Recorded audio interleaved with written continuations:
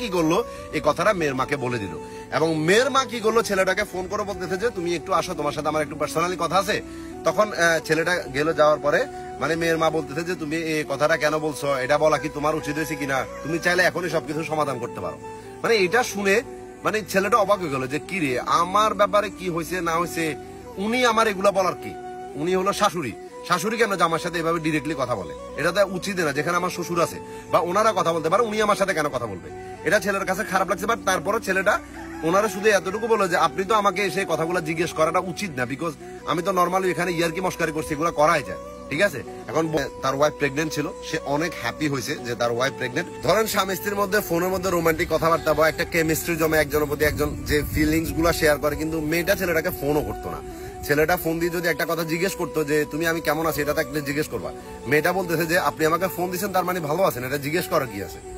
মানে এখান থেকে বুঝেন যে মেয়েটার বিহেভিয়ার কেমন ছিল। এবং কোনো একটা বিষয় নিয়ে না, মানে তাদের মাঝখানে হুট করে মেয়ের মা এসে পড়তো, মানে কোনো একটা কথার মাঝখানে তার মা এসে বসে পড়তো। এখন একদিন মেয়েটা হঠাৎ করে ছেলেটাকে বলতেছে যে আপনি আমাকে ডিভোর্স দিয়ে দেন। ছেলেটা বলতেছে যে তোমার মাথা ঠিক আছে, যে ভাগ্য ভালো যে তোমার সামনে আমি নেই, কি বলতেছে আবল তাবল বলতেছে যে যাওয়ার দরকার নাই, সবকিছু ঠিক আছে, মানে ডাক্তার কাছে যাওয়ার দরকার নাই। এই যে আমি মাঝখান থেকে আপনাদেরকে টপিক গুলো এই জন্য বলতেছি, আমি গল্পটা বড় করতে চাইতেছি না, কারণ অনেক বেশি হার্ডলি ভাবে ছেলেটার কষ্ট দিছে, যেগুলো ছেলেটা আমার কাছে কান্না করে করে বলছে।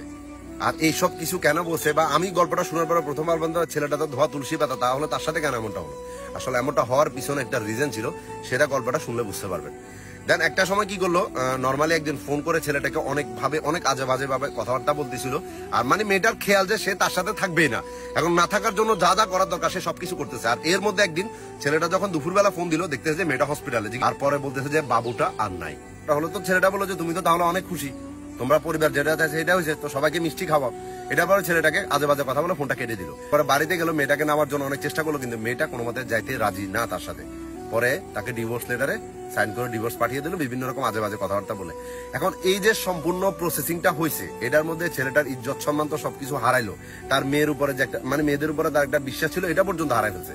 সে বলতেছে যে ভাই যেদিন প্রথমবার আমি ওর মাথায় মানে তেল লাগাই দিতেছিলাম মাথা চুলের মধ্যে, ওই দিন আমি নিজের যে কান্না করছি, এটার যে এতটা সুন্দর একটা ফিল আমার ছিল, যেটা আমি ভাষায় প্রকাশ করতে পারবো না, যে সামনে আমার ওয়াইফ বসে আছে, যার জন্য একটা পুরুষ সারাটা জীবন পরিশ্রম করে যায়। এর ইজ্জত সম্মানের দিকে তাকায়, অনেকটা হাতে পায়ে ধরছি, তার পরিবারকে অনেক বুঝেছি, কিন্তু কেউ মানতে রাজি না। পরে সে তো আর আমার সাথে আসলো না, দেন তার ডিভোর্সে দিয়ে দিল। 1 মাস পরে আমি শুনতেছি যে তার পরিবার তাকে ওইখানে বিয়ে দিছে। তাহলে আমার কথা হলো যে আমার সাথে এই যে এত কিছু করার কোনো দরকার কিন্তু তাদের ছিল না।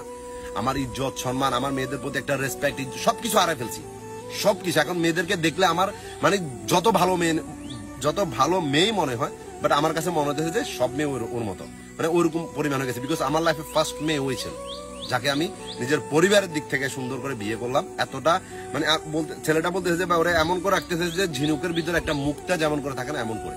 আমার ঘরের মধ্যে এমন কোন জিনিসের অভাব নাই যে ওরা বাইরে যেতে হবে, সবকিছু আমি করে সেট করে ওরা নিয়ে আসছি, এমন করে আদর করতে, এমন করে ভালোবাসা দিয়ে রাখছে। কিন্তু তার মাইন্ডের ভিতরে যেটা সেট ছিল সে এটাই করে নিছে।